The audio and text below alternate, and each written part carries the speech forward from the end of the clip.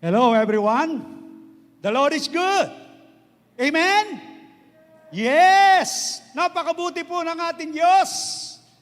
Kaibigan, kapatid, alam kong narito ang Diyos sa ating kalagitnaan.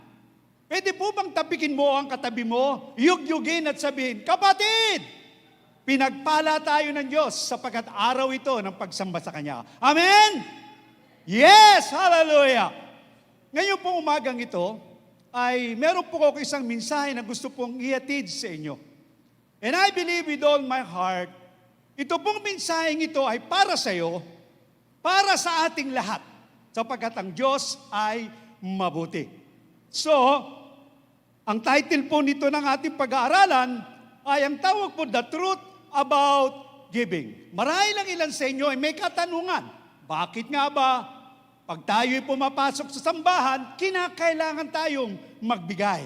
So basahin po natin ang banal na kasulatan sa Mark chapter 12, verse 41 to 44. Ganito po ang nasusulat. Now Jesus sat opposite the treasury box and saw how the people put money into the treasury, and many who were rich put in much. Then one poor widow came and threw in 2 mites, which make a quadrant. So he called his disciple to him and said to them, Surely I say to you that this poor widow has put in more than all those who have given to the treasury, for they all put out of their abundance, but she, out of her poverty, put in all that she had, her whole livelihood. Gusto pong basahin sa Tagalog para lalo po nating maintindihan. At umupo si Jesus sa tapat ng kabangyaman at minasdan kung paanong inuhulog ng karamihan ang salapi sa kabangyaman. At maraming mayayaman ang nangahulog ng marami. At lumapit ang isang babaeng balo at siya'y naghulog ng 2 lepta na ang halagay halos 1 beles. At pinalapit ni Jesus sa kanyang mga alagad at sinabi sana, katotohanan, sinasabi ko sa inyo, ang dukang balong babaeng ito ay naghulog ng higit kaysa sa lahat ng nangaghulog sa kabangyaman. Sapagkat silang lahat ay nagsipaghulog sa kanila, labis, datatwat siya'y sa kanyang kasalatan ay hinulog ang buong nasa kanya. Sa makatuwid bagay, ang buo niyang ikabubuhay. Tayo po'y manalangin. Aming Diyos, salamat po. Ikaw na aming Diyos na sinasamba, ay narito ka sa aming kalangitan. Tinitingnan mo ang bawat puso namin. Kaya sa oras na ito, katagpuin mo po kami sa pamagitan ng iyong mga salita. Salamat po sa pangalan ni Jesus, ito po ang aming panalangin. Amen. Dito po sa ating pag-aaral, isang araw kasi ako po'y nananalangin sa Diyos at nagtatanong ako tungkol po sa isang pagbibigay. Dinala po ako ng Diyos sa talatang ito. Dito sa Mark chapter 12, verse 41 to 44, ipapakita ko po sa inyo ang 3 dahilan tungkol sa pagbibigay. Bakit kinakailangan kung ikaw at ako at tayong lahat, pag pumapasok sa sambahan, kinakailangan may dalang handog. Pangalawa, ipapakita ko po sa inyo ang 2 kadahilan ng bakit may mga Kristiyano pa rin na nagbibigay naman ng ikapo at nagbibigay naman sa Panginoon pero hindi nila nararanasan ang sinasabi ng banal na kasulatan, abundant provision. Okay? Are you ready now? Yes! Hallelujah! Now, tingnan po natin, ano po ba? Unang dahilan na gusto kong sabihin sa inyo, God looks at our giving. Pag kayo po pumasok sa bahay-sambahan, hindi lang po ang inyong kamay ng pagtaas ang tinitingnan ng Diyos. Hindi lang po ang inyong pagluhod sa pagsamba sa Diyos. Hindi lang po ang mga salitang lumalabas na nagmumutawi para tayo sumamba sa Diyos. Kundi tandaan niyo po, ang isa ring minamasdan ng Diyos ay ang ating pagbibigay. Bakit? Narito po ang sabi diyan. Now Jesus sat opposite the treasury and saw how the people put money in the treasury. Take note of this. Ang sabi diyan, at minasdan ni Jesus kung paano iniuhulog ng karamihan ang salaping yaman. Now listen, kung titingnan nyo rito, intentionally, si Jesus ay umupo opposite the treasury box. Pwede naman, nung pumasok sa bahay-sambahan, pwede umupo si Jesus sa likod. O kaya, pumunta siya sa isang lugar lamang. Pero, intentionally, si Jesus ay umupo sa harap ng treasury box. Are you listening? Bakit? Para mamasdan nila ang bawat sino magpapasok sa bahay-sambahan kung sila ay merong dalang handog. Amen? Now, minsan tatanungin nyo, bakit nga ba? Bakit tinitingnan ng Diyos ang ating pagbibigay? Bakit? Now, giving reveals the real condition and the issues of life. So, ibig sabihin, sa pamamagitan ng pagbibigay, ay dito nahahayag, nakikita at nasusukat ng Diyos kung ano ang nilalaman at ang kalagayan ng iyong puso. Amen? It's true. Bakit? Tingnan po ninyo. Ayon po sa Jeremiah chapter 31 verse 3. Mismo ang Diyos ang nagsabi, minamahal ko kayo ng walang hanggang pag-ibig. Pero kaibigan, kapatid, hanggang salita lamang ba ang Diyos? Hindi. Kasi sabi sa John chapter 3 verse 16, gayon na lamang ang pag-ibig ng Diyos sa sanlibutan. Ibinigay niya ang kaisa-isang anak na si Jesus upang ang sino man sumampalataya hindi mapahaba kundi magkaroon ng buhay na walang hanggan. Kaibigan, kapatid, nahayag kung gaano kalalim, nahayag kung gaano kalawak, nahayag kung gaano katindi ang pagmamahal ng Diyos nung kanyang ibinigay si Jesus.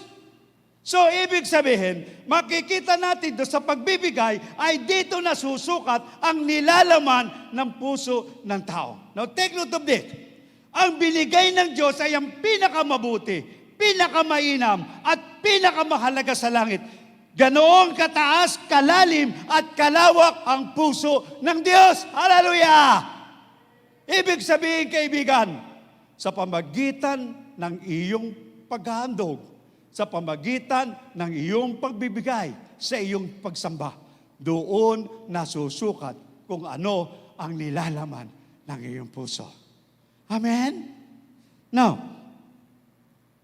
may isa pa akong katanungan. Why the rich man and the poor widow gave their offering when they entered the temple to worship? Bakit nga ba? Nung pumasok ang mga mayayaman, nagandog. Nung pumasok yung balong mahirap, nagandog. Ano nga ba ang kadahilanan? Pwede naman sanang sabihin natin, okay lang ang mayayaman. Magbigay. Pero itong balong ito, may rason siya para hindi magbigay. Balo na, pobre pa. Pero ang tanong ko, bakit? Nung sila ay pumasok sa bahay-sambahan, nagbigay. Ito ang kalawang kadahilanan. Giving is an act of worship. Are you listening? Are you listening? Bakit? Sa Deuteronomy chapter 16, verse 16 to 17, ang sabi niya, no man should appear before the Lord empty-handed. Verse 17, each of you must, take note, each of you must, the Bible say, must. Hey, are you listening? Hindi sinasabi yan, kung gusto nyo, pagpasok nyo, magbigay kayo. Pero ang sabi niyan, bawat isa sa inyo, kinakailangan, pag pumasok sa bahay-sambahan, ay may dalang handog. Have you listening, children of God? Kaya ang sabi niyan, giving is an act of worship. Kaya ang sabi niyan, no man should appear before the Lord empty-handed. Amen? Hindi naman ang hinahanap ng Diyos yung laki, kundi kung ano ang proportion meron ka sa buhay, ay yun dapat maghandog ka pag ikaw ay pumasok sa bahay-sambahan. Maliwanag po ba? Now, tuloy. Sa Psalm 96, verse 7 to 9, tingnan niyo po ang talatang ito. 3 beses binanggit ang salitang give to the Lord. Give to the Lord, O families of people. Give to the Lord glory and strength. Give to the Lord glory due to His name. Take note. Ano ang kasunod? Bring an offering and come into His court. Hallelujah! And then pagkasabi diyan, oh, worship the Lord in the beauty of His holiness. Fear Him all the earth. Ano pong ibig sabihin? Ibig sabihin po niyan, ang pagbibigay ay ito po'y tinatawag nating nature na o tinatawag nating kultura na nung mga naniniwala sa Diyos. Kaya nga kung ikaw Hudyo, hindi nakatanungan sa kanila kung magbibigay ka o hindi pagpapasok ka sa bahay-sambahan. Kasi alam nila, mulat-mula pa sa mga ninuno nila, alam nila mulat-mula pa sa aral ng mga ninuno nila, sinasabi sa kanila, anak, pag kayo papasok sa bahay-sambahan, huwag niyong kalilimutan, magdala kayo ng handog sa Diyos. Amen? Sa bahay nga, dahil ang ating Sunday service, yung ating pagsamba ay ginawa sa bahay ngayon. So every house ay meron na pong tinatawag na pagsamba sa araw ng linggo. Sa araw ng linggo, nagkakaroon kami ng tithes in offering sa bahay. So nilahanda ko na yung mga sobre at pagkatapos niyan, binibigay ko sa mga anak ko. Sabi ko, anak, mamaya itataas natin yan sa pagbibigay sa Diyos. So ngayon, nung naibibigay ko sa mga bata, sabi ng anak ko, Pa, ano naman? Last Sunday, nagbigay na ako ng tithes ko sa ka-offering. Kailangan pa ba magbigay ako ngayon? Sa susunod na sahod na. Sabi ko, anak, tandaan mo ito. Pag ikaw'y pumasok sa bahay-sambahan, kinakailangan may dala kang handog. Amen? Sabi ng anak ko, Pa, mas mahigpit ka pa sa asers ng Fairview. Now, ang point dito, simple lang. Pag ikaw ay pumasok sa bahay-sambahan, ang dapat mong gagawin, may dala kang handog sa ating Diyos. Amen? Amen. Okay, now, from the Old Testament to the New Testament, tithing is part of their worship practices. Bahagi na po ito. Hindi na po ito isang katanungan sa kanila. Bakit? Tingnan po natin. Diyan po sa Genesis chapter 14 and Hebrew chapter 7, ang sabi po diyan, si Abraham ay nakipaglaban sa gera, 4 na hari po yung kanyang tinalo. At nung natalo niya yung 4 na hari o 4 na kaharian, ang sabi diyan, lahat ng samsam ay nakuha niya. At nung siya'y bumalik, nasa lubong niya ang high priest ng Salem o the high priest of Salem. At ang sabi diyan, nakita niya yung high priest na si Melchizedek. At ang sabi diyan, ibinigay ni Abraham, take note, and Abraham gave a tithe of all. Amen? Anong ibig sabihin? Tithing is an act of honoring God of all resources and blessing. Ibig sabihin, kaya ka nagbibigay ng ikapo, ina-acknowledge mo ang Diyos, kaya ka kumakain ngayon, kaya ka nabubuhay hanggang ngayon, dahil ang Diyos ang nagpapala, dahil ang Diyos ang nagpo-provide. Amen? Pangalawa, ano po ang sabi kay Jacob? Genesis chapter 28. Then Jacob made a vow, saying, and all of you, give me, I will surely give a tenth to you. Gumawa ng vow. Dito si Jacob, nakita niya, bumukas ang langit, at may anghel na bumababa, paakyat baba. At ang sabi ni Jacob, sabi niya, mula ngayon, Panginoon, ibibigay ko ang ikapu ko sa iyo. Anong ibig sabihin? Tithing is about covenant. Amen? Kaya nga may sumpa. Pag hindi nagbigay, kasi covenant. Di ba sabi sa Malakay, you are cursed with a curse. Bakit? Kasi hindi nyo ibinigay ang inyong ikapo. Maliwanag? Now, pangatlo, kay Moses, and all the tithe of the land, whether of the seed of the land, or the fruit of the tree is the Lord. It is holy unto the Lord. Leviticus 27, verse 30. Sabi dyan, all the tithe of the Lord, whether of the seed, of the land, or of the fruit of it, it's the Lord's. It is holy unto the Lord. Anong ibig sabihin? Tithe is a holy things to the Lord. Ibig sabihin, pag sinabi po nating holy, ang ibig sabihin yan, hindi yan iyo. Yan ay sa Diyos. At hindi mo pwedeng galawin. Hindi mo pwedeng gawing pagkain. At hindi mo pwedeng pambili ng anumang bagay sa buhay mo. Kasi tithe is holy unto the Lord. Amen? Now, to the people of Israel, anong sabi diyan? Deuteronomy 14:22. You shall truly tithe all. Take note, you shall truly tithe all the increase of your grain that the field produce year by year. Anong ibig sabihin? Dito na ibinigay ang batas. Tithing is a command from the Lord. Are you listening? Pero kahit wala pang batas nung araw, si Abraham nagbibigay na ng ikapo. Kaya hindi po dapat nating pagtalunan kung ang pagbibigay ng ikapo, yan ba ay batas o yan po ay sa ilalim ng biyaya. Are you listening? Now, tingnan niyo po. Ito naman uli. 2 Chronicles chapter 31, verse 5. And they brought in abundance. Hallelujah! They brought in abundance the tithe of everything. Hallelujah! Ibinigay daw nila ang kanilang ikapo in abundance of everything. Tithe should be brought back to God.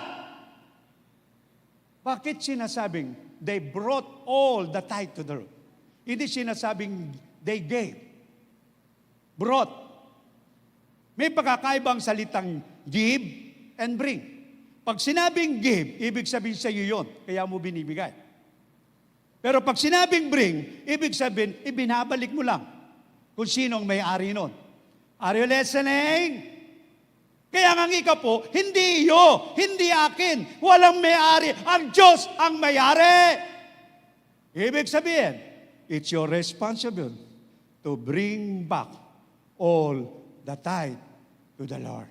Amen? Now, in the New Testament, from Jesus' sermon in the New Testament, dito si Jesus ay nagbigay ng parable ng Pharisee at ng isang tinatawag na sinners. At yung Pharisee daw ay nanalangin ng ganito, I fast twice a week. I give tithes of all that I possess. Now listen, si Jesus ang gumawa ng statement. Ibig sabihin, even from the Old Testament to the New Testament, ang tithe ay practices na ng mga tao. So tithing is the New Testament practices. Kaya kaibigan, kung tunay kang mananampalataya sa Diyos, kung tunay kang umiibig sa Diyos, ang pagbibigay ay hindi na isang katanungan. Pag ikaw papasok sa bahay-sambahan, ang isang tinatanong mo, Panginoon, papasok po ako sa bahay-sambahan. Ngayong linggo, ano po ba at magkano po ba ang ihahandog ko para sa iyo? Amen? Are you listening, church? Okay, now. Lumako tayo sa Malakay, kasi yan po'y madalas natin binabasa. Gusto ko pong basahin. Will a man rob God? Yet you are robbing me. But you say, how are we robbing you? In your tithes and offering. You are cursed with a curse, for you are robbing me, the whole nation of you. Bring the full tithe into the storehouse, that they may be put in my house, and thereby put me to the test, says the Lord of hosts, if I will not open the windows of heaven for you, and pour down for you overflowing blessing. Amen. Ano pong ibig sabihin? Giving is the key to unlock the windows of heaven for abundant provision. Kung gusto mong pagpalain ka ng Diyos, kung gusto mong lahat ng hahawakan mo ay may bukas ang langit para sa iyo, pag nag-apply ka ng trabaho, bukas ang langit, ibig sabihin may divine favor. Hello? Kung may mga transaction kang ginagawa, bukas ang langit, may divine favor. Are you listening? Ang sabi diyan, dapat natin ibigay ang ating ikapu sa Diyos. Now, pero ang tanong ko rito kasi, why some of the tither or givers have not experienced the abundant blessing of giving. Di ba? May mga tao naman kasi, sabi niya, Pastor, nagbibigay naman ako ng ikapo. Pastor, lagi naman ako naghahandog. Pero, bakit hindi ko maranasan yung sinasabing abundant provision? Pag sinabing abundant, lubos-lubos, sobra-sobra. Hello? Are you listening? Ang blessing ng Diyos is more than enough. Why? Because our God is the El Shaddai, the more than enough God. Palakpakan po natin ang ating Diyos. Hallelujah! Amen! Kaya nga, ang Diyos ay more than enough. Pero ang tanong ko, bakit marami pa rin mga Kristiyano ngayon? Nagbibigay naman ng ikapo, o sabihin natin tithers o giver. Pero bakit? Hindi niya nararanasan ang abundant blessing. May blessing siya, pero hindi abundant. Ano dahilan? Are you listening? May blessing, pero hindi abundant. Ano dahilan? May dalawang kadahilanan po akong ipapakita sa inyo. Kan sabi diyan, pag nagbigay daw tayo, overflowing blessing. Tama? Ibibigay ng Diyos. Now, ano yung dahilan? Number one, misplaced giving, sowing of seed. Bakit? Kasi ang sabi diyan, bring the full tithe into a storehouse, that they may be put in my house. And then Nehemiah chapter 13, verse 12. Then all Judah brought the tithe of the grain and the new wine and all into storehouse.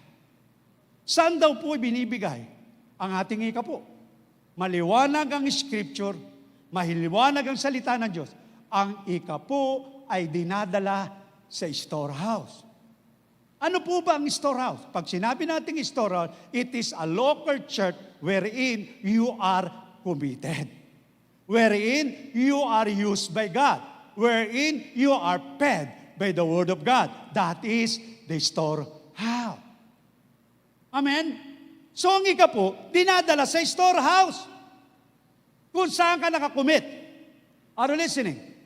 Now, posibleng parehas tayo ng pangalan, Jesus is alive. Pero hindi tayo parehas kung saan tayo nakakomit. Tama? Hello? Halimbawa, yung taga Gia Baguio, doon sila nakakomit. Yung Gia CDO, doon sila nakakomit. Doon sila nagpapagamit. Doon nila ibinibigay ang ikapo. Are you listening? In other words, yung storehouse, it is a local church wherein you are committed. If you are committed to the home base, dito ibinibigay ang ikapo. Are you listening? Are you listening? So yung po ibig sabihin, sometime may mga Kristiyano misplace yung kanilang tithe o yung kanilang sowing. Ang tithe ay hindi po binibigay sa mga tinatawag na ministry organization. Hello? At hindi rin binibigay sa mga para-church. Halimbawa, magtayo ako ng isang organization. Ang tawag ay Jesus Loves the Nation. At ang objective ko, tulungan ang lahat ng mga pamilyang nakakaranas ngayon ng kahirapan dahil sa pandemic. Are you listening? Ngayon, maraming mga tao ang natas dahil sinishare ko. Pero kaibigan, hindi mo dapat ilagay doon ang iyong ikapo. Ang ikapo sa storehouse, sa local church. Are you listening? Ano ibibigay mo sa tinatag ko na Jesus Love the Nation organization? Ibibigay mo ang offering o seed paid offering. Are you listening? Are you listening? Nakakaunawaan tayo?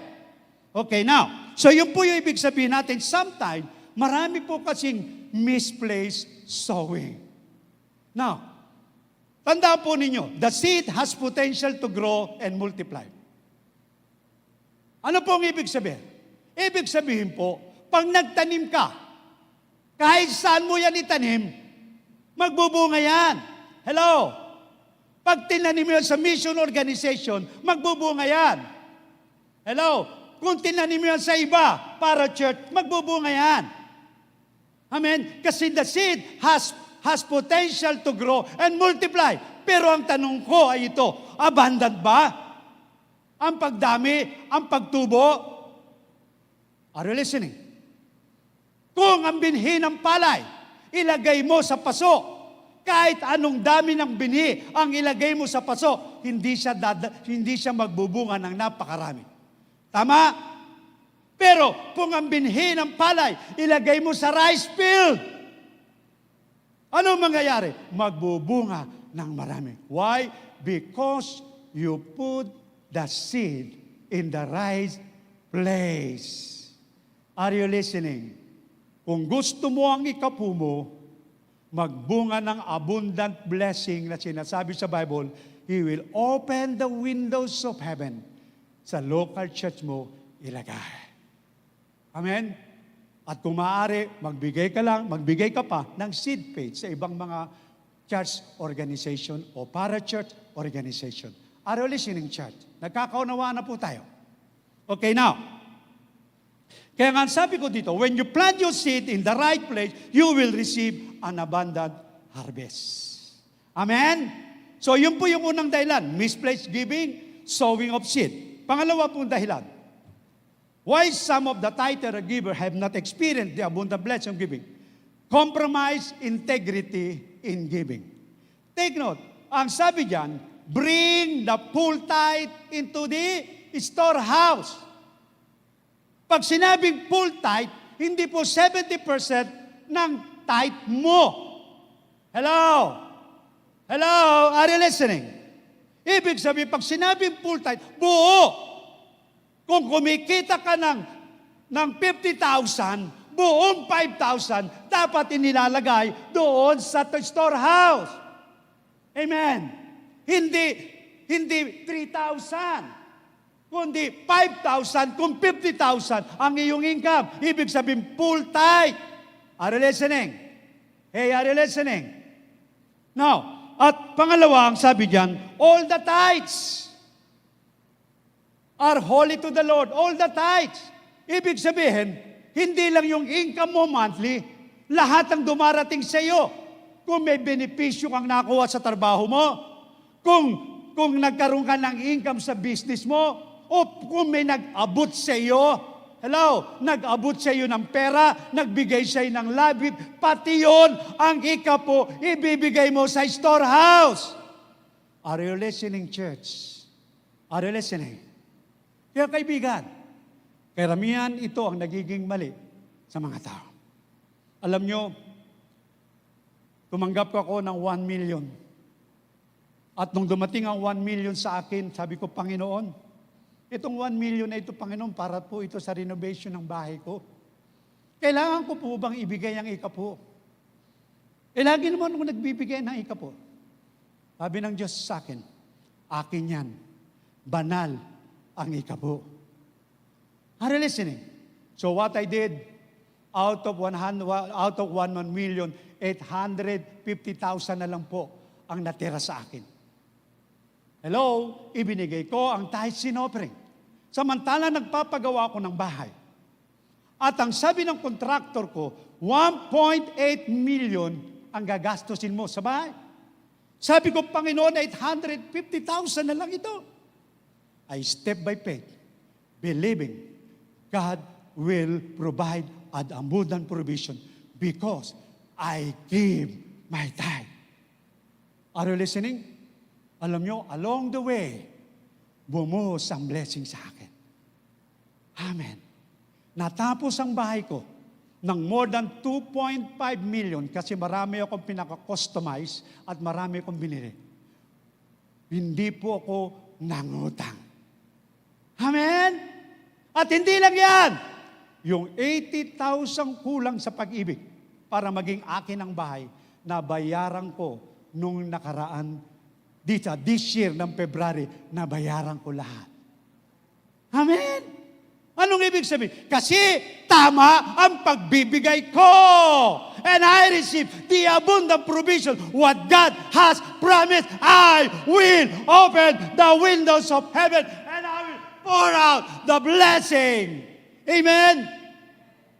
Palakpakan po natin ng Diyos.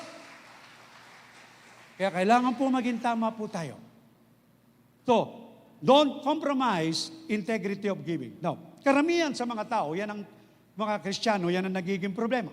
Halimbawa, maraming mga tao, pag dumating ang pera nila o nag-retired sila, nakakuha sila ng retirement ng mga 1 million.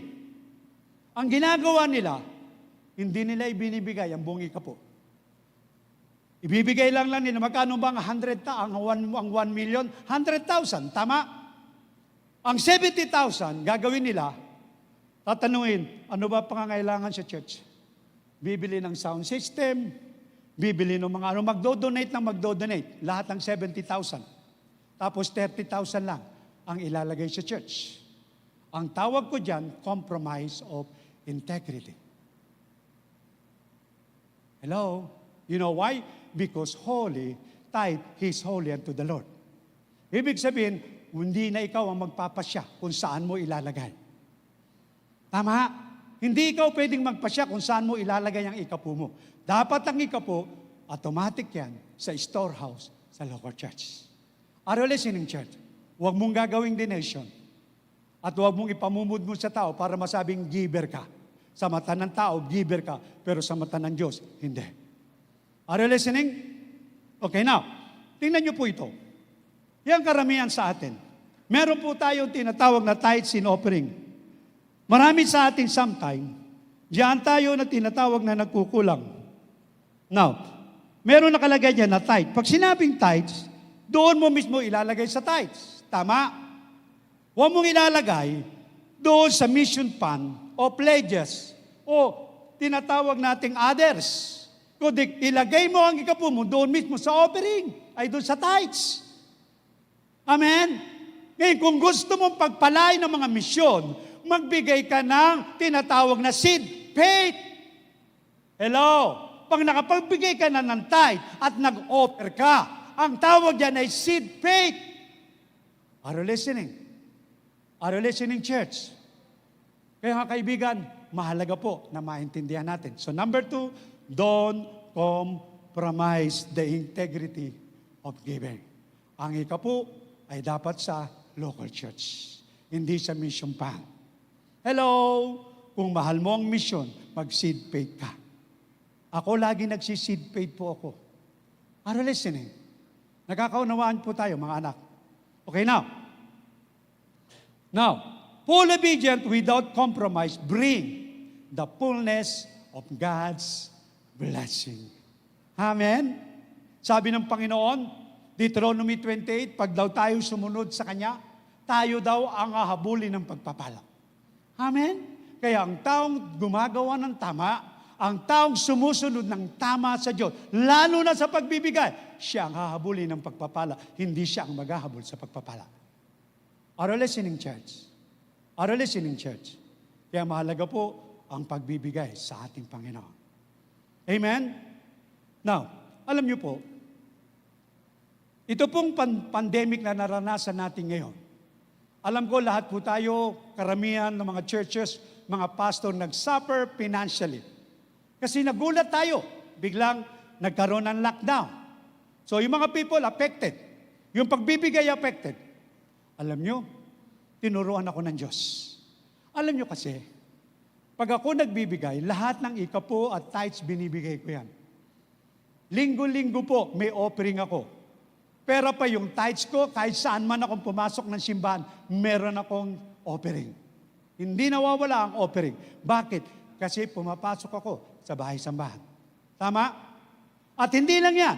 Every month, nagtatanim po ako. Ang tawag po doon ay seed faith. Monthly po ang pagtatanim ko.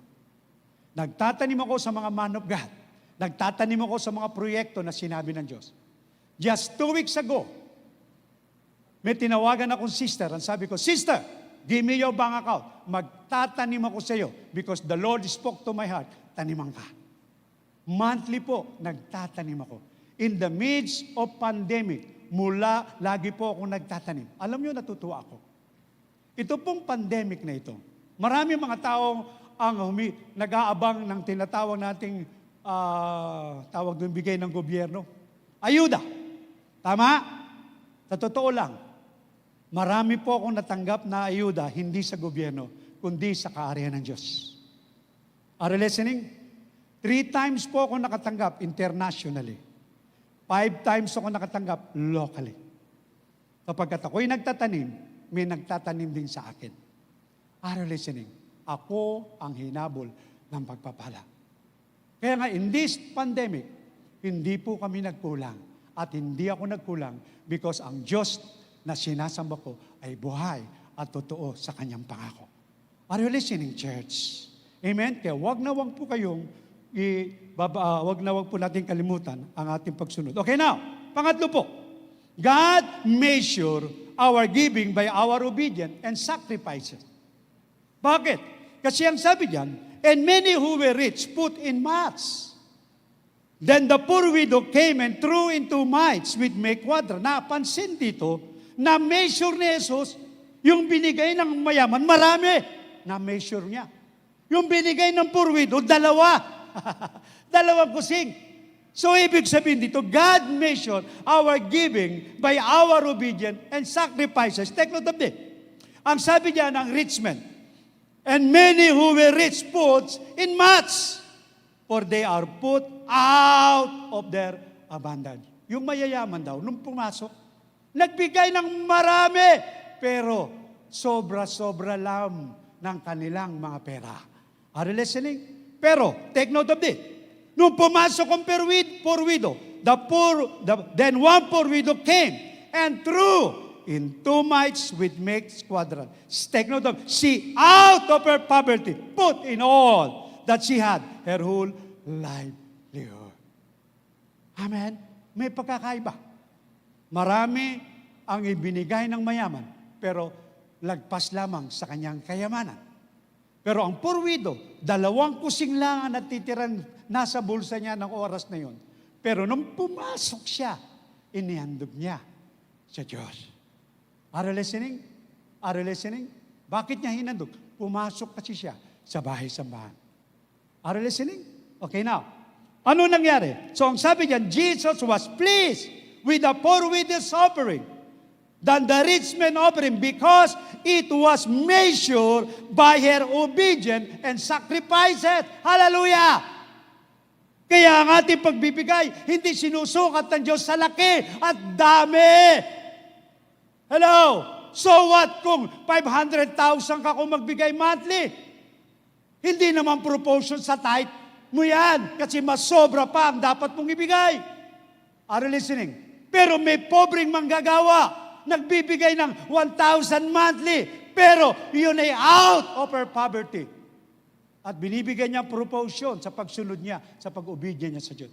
Mas ipinagpapala ng Diyos ang tao nagbibigay ng gano'n. Are you listening, church? Kaya nga anong ibig sabihin? Tingnan niyo po, nung nakita ni Jesus na naghulog yung poor widow, na-excite si Jesus. Nung nakita niya yung mayayaman, marami, hindi na-excite si Jesus. Na-excite siya nung nakita niya ang isang poor widow na hinulog ang 2 kusing. Yun ang kahuli-huli ang niyang pera sa buhay niya. Ang sabi sa Bible, surely I say to you that this poor widow has put in more than all those who have given to the treasury. She, out of her poverty, put in all that she had, her whole life layoff. Amen. Kaya God measure our giving by our obedience and our sacrifices. Hindi po palakihan ang pagbibigay. Ang mahalaga, proportion. Tama ang pagbibigay mo at mayroong sakripisyong pagbibigay sa Panginoon. Are you listening, church? Now, gusto ko pong magbigay ng conclusion.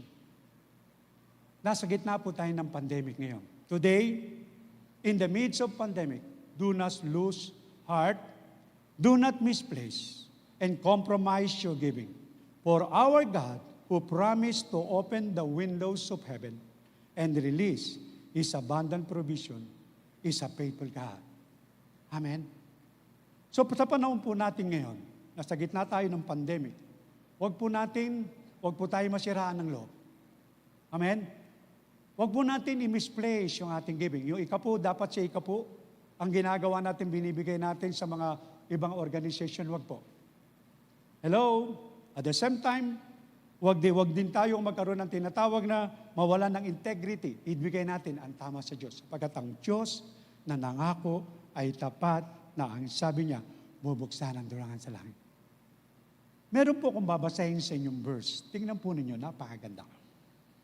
Diyan po tayo magtatapos. Ang sabi niya, Genesis chapter 26, verse 1, 12 to 14. And there was famine in the land, beside the first famine that was in the day of Abraham. Meron daw pong tagutom nung panahon nung sila Abraham ay nabubuhay pa.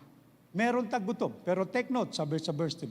Then Isaac saw in the land and received in the same year 100-fold, and the Lord blessed him. Sa kabila ng pandemic, sa kabila ng kahirapan ng panahon yun, si Isaac ay nagtanim. Are you listening? At ang sabi diyan, umani siya ng 100-fold. At hindi lang yan, pinagpala siya ng Panginoon. At ang sabi sa verse 13, and the man waxed great, naging dakila siya, and went forward and grew until he became very great. And verse 14, for he had possession of the flock, and possession of herb, and great store of servant, and the Philistine and be. In the middle of famine, pinrasper ng Lord si Isaac 100-fold. At hindi lang ang sabi niyan, he become great and mighty. At ang sabi niyan, nagkaroon siya ng maraming possession at inainggitan siya ng mga Pilistinian. Bakit? Lubos ang tinamo niyang pagpapala. Kaibigan, kapatid, in the midst of pandemic today, huwag na huwag tayong masisiraan magbigay sa Diyos. Amen? Isang challenge ko po sa inyo. Sa mga oras na ito, pwede po tayong lumapit sa Diyos. Alam ko, it might be some of you, musibing nag-fail tayo sa pagbibigay sa Diyos. Pwede tayong lumapit sa Diyos at humingi ng sorry. At sabihin natin, Panginoon, patawad po na misplace ko ang aking giving, nawalan po ako ng integridad sa tamang pagbibigay na ikapo. Humingi po ako ng sorry. At sa oras na ito, iko-correct ko na po ang tamang pagbibigay. Kung ikaw ay nasa bahay, itaas mo ang iyong kamay, tumayo ka, tayo pong lahat ay tumayo, at mananalangin po tayo, humingi po tayo ng sorry sa lahat ng pagkukulang natin sa pagbibigay. Sige po, taas natin ating kamay, at inihiling ko sumunod po kayo sa aking panalangin. Huwag po kayong maya. Tapos na po ang nakaraan. Ngayon ay may bagong pasimula na binibigay ang Diyos sa iyo. Kalimutan mo na ang nakaraan kung ikaw ay nagkulang sa pagbibigay. Ngayon, itama mo, kaibigan. Itama mo ang pagbibigay. Sumunod ka sa aking panalangin, O Diyos. Patawad po sa kakulangan ko ng pananampalataya. Hindi ko naibigay ng tama ang aking ikapo na misplaced giving po ko sa iba ko inilalagay. At minsan, kino-compromise ko, Panginoon, ang pagbibigay ng ikapo. Patawad po. But this time, Lord, kinokorek ko po ang aking puso. Kinokorek ko po ang aking pagbibigay. At sinasabi ko mula ngayon hanggang sumuli magpababalik, tamang puso at tamang pagsunod po ang gagawin ko sa pagbibigay. Hindi ko po kalilimutan ang handog pag ako'y papasok sa bahay-sambahan. Salamat po. We give you thanks. We give you honor. In Jesus' name. Amen.